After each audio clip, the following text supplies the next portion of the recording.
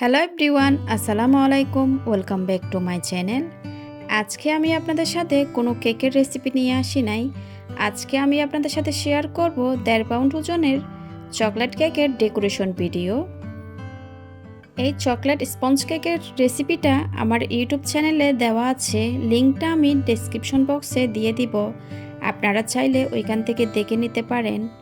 আশা করছি আমার আজকের ডেকোরেশন ভিডিওটা আপনাদের ভালো লাগবে।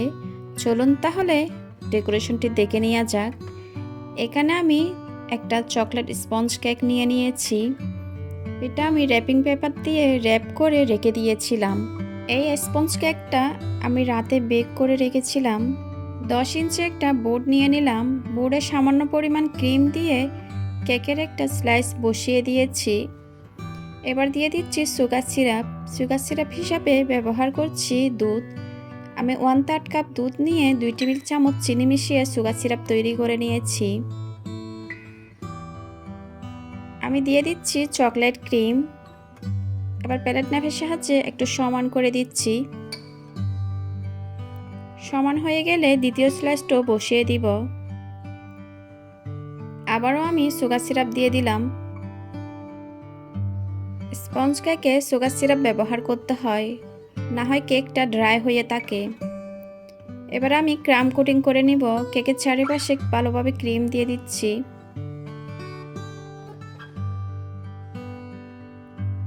কেকের চারিপাশে যখন ক্রিম দেওয়া হয়ে যাবে, উপরেও আমি ক্রিম দিয়ে দিচ্ছি। ক্রাম কোটিংটা করলে কেকের স্মুথ ফিনিশিংটা ভালো আসে পরবর্তীতে, আর কেকের গুঁড়াগুলো উঠে আসে না। এবার ভালোভাবে ক্রাম কোটিং করে ফ্রিজে রেখে দিব 1 ঘন্টার জন্য। 1 ঘন্টা পর ফ্রিজ থেকে কেকটা আমি বের করে নিয়েছি। কেকের চারিপাশে আমি ভালোভাবে ক্রিম দিয়ে দিচ্ছি। কেকের চারিপাশে যখন ভালোভাবে ক্রিম দেওয়া হয়ে যাবে, উপরেও আমি আবারও প্যালেট নাইফের সাহায্যে ক্রিম দিয়ে দিব। এই চকলেট কেকটা আমি বেক করেছিলাম 2টা ডিম দিয়ে। যখন আমি চকলেট টপার আর চকলেট গানাশ ব্যবহার করেছি, এই কেকটার ওজন ছিল 1.5 পাউন্ডের। এবার প্যালেট নাইফের সাহায্যে অতিরিক্ত ক্রিমটা আমি কেকের উপর থেকে তুলে নিব। একটা স্ক্র্যাপারের সাহায্যে কেকের চারিপাশে একটু স্মুথ ফিনিশিং দিয়ে দিব। কেকের উপরেও আমি স্মুথ ফিনিশিং দিয়ে দিব। এবার কেকটা আমি 2 থেকে 3 ঘন্টার জন্য ফ্রিজে রেখে দিয়েছি, কেকটা যেন ঠান্ডা হয়। কেকের উপরে চকলেট গানাশ ঢেলে দিয়েছি। এখানে আমি চকলেট নিয়েছি 100 গ্রাম আর হুইপিং ক্রিম নিয়েছি 50 গ্রাম। চকলেট গানাশ তৈরিতে সবসময় চকলেট থাকবে ডাবল আর হাফ থাকবে হুইপিং ক্রিম। এবার একটা প্যালেট নাইফের সাহায্যে চারিদিকে একটু চকলেট গানাশটা ছড়িয়ে দিচ্ছি। চকলেট গানাশটা ঠান্ডা থাকতে হবে। গরম চকলেট গানাশ যদি কেকের উপর ডালেন, অতিরিক্ত গরমের কারণে ক্রিমটা গলে যাবে।